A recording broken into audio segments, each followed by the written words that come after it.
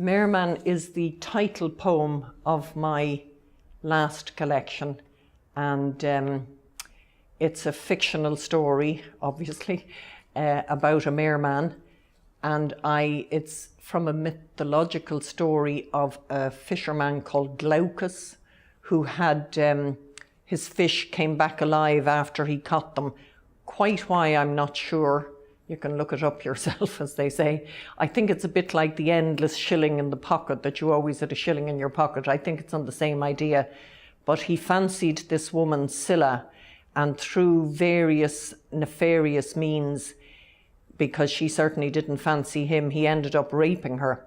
And I wanted to put it in a modern context, so I set it in a fish farm, and I used the idea of the fishing boot, the big waders, to being covered in fish scales to make his tail. So it's just on that idea. I had been working in the fish farm for weeks, that one near the river outlet and the sea. I didn't like the work. We were constantly wet, dirty. Didn't like the men there either. They were insolent, often dropped small fry and crushed them underfoot.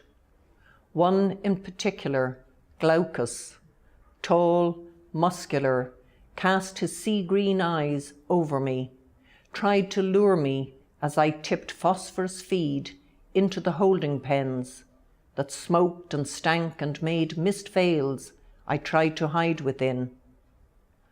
One day he walked towards the tanks, waders held in his large hands. He was chewing on a herb he said was magical, always urging me to eat it. I would not bite. Anyway, whatever way it was, he leaned to pull his waders on. Both legs got caught in one boot, and over he flipped. I cast around for help. No one was there. I went back. He was emerging from amongst the shoal of salmon. Clinging to his single wader up to his waist were the glittering scales of smolts. He rose shaking, coloured sequins waterfalling as he tried to right himself, and beckoned me for help. I took the bait, and when I caught him, we stumbled. He landed me and pinned me down.